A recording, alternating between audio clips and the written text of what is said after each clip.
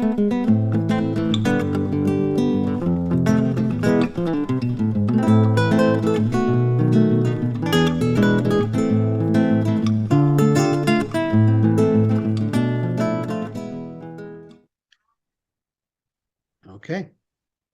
Hermanos y hermanas que haber.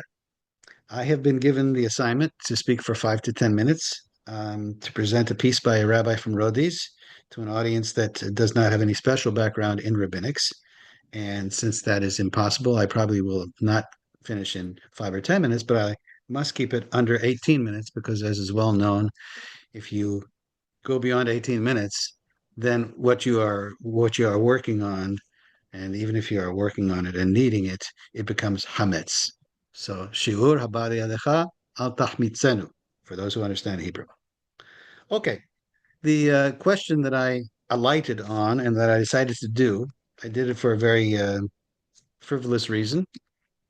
It's from Moshe Yidaber, Moshe Yisrael, from 1770s, from Rhodes, and from a long line of Rhodes rabbis. And he was asked, he says, I heard that in some places they are kneading dough for matzot, for Pesach, with portugal juice. And I said, portugal? I know that word from camp, from years and years ago. Portugal is orange juice. Sometimes it's written pertucal, and that'll come up later also. But he says portugal. Okay. So that was interesting by itself. Are you allowed to use it, or does that make the matzah hametz? He's not talking about using those Tropicana matzot for the seder. That's a separate criterion. For the seder. You've got to have not just matzot, but they've got to be poor man's matzot, and so on. He's asking, does the orange juice, the pure orange juice in the dough, make it hametz?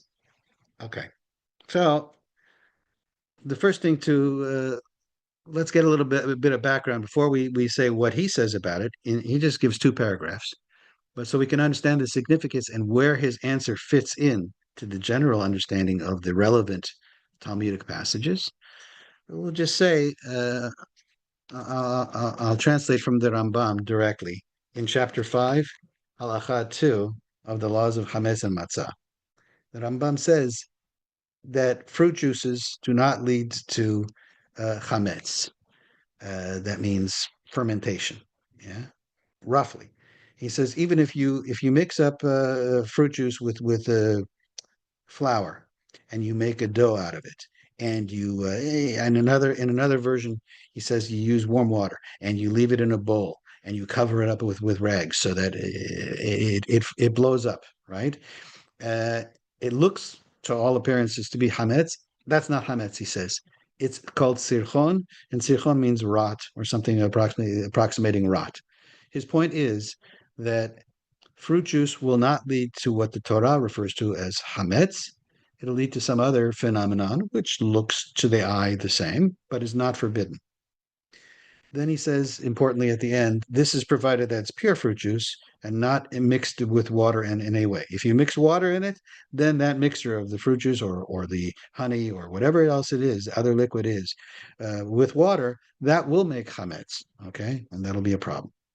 And then he defines what kind of fruit juices he's talking about. And when you look at the list, it seems to be not just fruit juices. It's also oil, olive oil, and honey, and milk, and wine. So you see that for the purposes of this halacha, it basically means non-water type of liquids, that those will not produce chametz.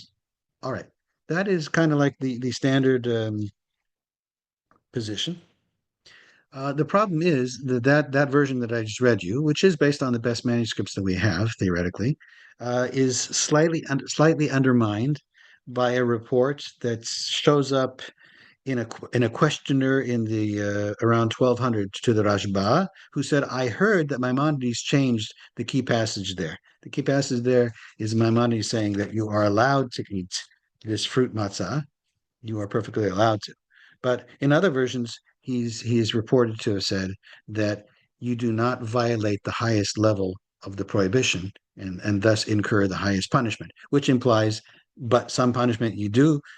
There was a prohibition, and you do incur some kind of punishment. That's the implication that Rashi and some others have drawn from that language. Now, that language comes from the main Talmudic source of this law, which is in Tractate Pesachim, page 35b, around 36, and also in a different place in 40, and multiple other places actually, which all seem to say that fruit juices do not create chametz, although the most famous formulation of them, Reish Lakish, Rabbi Shimon ben Lakish, says if you make doughs with fruit juice and you eat that on the matzah from that on Pesach, you do not incur the penalty of karet, which is the highest level penalty. So that is the language which shows up in the reputed correction of the Mishneh Torah. I would like to read you the main passage which tells us, which claims that the Rambam backtracked on his formulation. Okay. This is from a book called Maaser Rokeach, which is written by Mas'ud Chayrakach. He was in the 1700s. He was born in Izmir, a student of Rabbi Chaim Abulafia, the famous rabbi from Izmir. He reports that he received an old manuscript that reports, and he says word for word, that the Rambam's son Abraham says, when I was learning this matter, this very halacha about fruit juice matzot with my father, he told me that it is not permitted ab initio. In other words, if you had asked him, am I allowed to eat this kind of matzah? He would say, no, it's not allowed. And that Rambam himself erased from the halacha the words that behold, it is permissible to eat the fruit matzah, and wrote instead, you are not liable to the highest penalty karet for eating the matzah. Okay. Now, so there is some question as to what the correct version in Maimonides is. Now, that passage seems to be relatively clear that it is a problem, that there's no high level problem, that fruit juice will not make something chametz unless again it makes at a lower level chametz. However, there is another source which would indicate offhand that mashing an apple into apple juice into a dough will make chametz, and that is in a Mishnah. It's a Mishnah in Terumot, which says that if you take a teruma apple and you mash it into dough, which was not from teruma sources, not Kohenic foodstuffs, and it makes that dough now chametz. So now that dough has been considered to be made into teruma affected dough, and it's off limits to non-Kohanim. So you see that the Mishnah assumes that you mash an apple into the dough and it makes it chametz. So assuming that mashing the apple in the dough is being affected because of the juice in it, and there's good reasons to assume that that's what's going on, that source indicates that apple juice will make chametz. The page 36, we will call it for convenience sake, the page 36 source says that apple juice will not make chametz.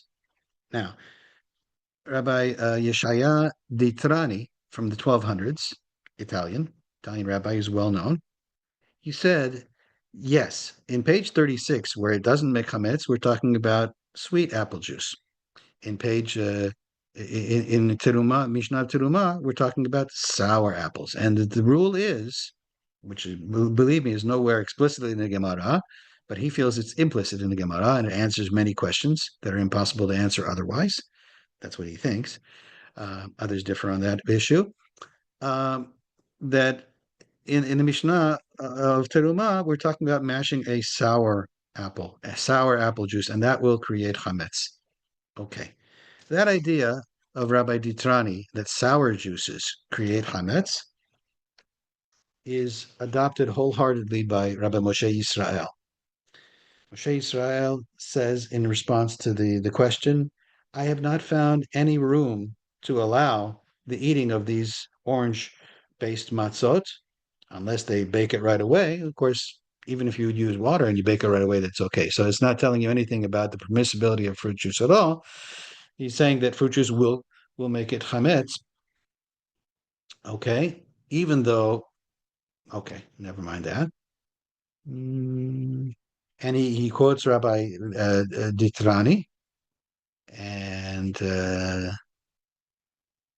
he says Rabbi Ditrani's formulation is sour apples and sour pomegranates make for chametz, because whatever is chamutz is machmitz.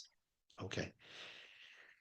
Rabbi Yisrael seems to also say that he's confident that we hold like Rabbi Ditrani, because it is quoted by Rabbi Ditrani's position is quoted by the Knesset Agdolah, the anthology of Rabbi Benvenisti from Salonika, from Izmir rather, in the 1600s, and that he quotes it without mentioning anyone disagrees with that.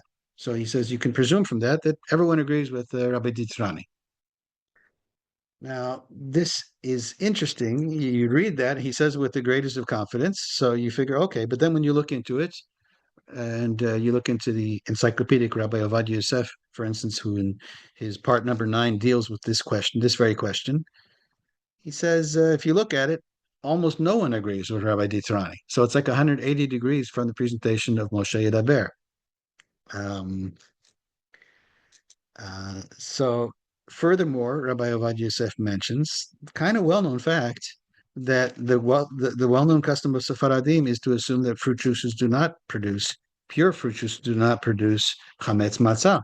It's well-known Sephardim have no problem with eating egg matzah. On the Ashkenazi side, they're more careful that only elderly people or weak people can use it, but they are worried that maybe it would make chametz, possibly. Although they were really worried they wouldn't allow. Okay. Um, so in this case, it's Moshe Yidaber seems to be going against the clear custom and most everyone, and he's following the Rabbi Titrani's position. It's not just him.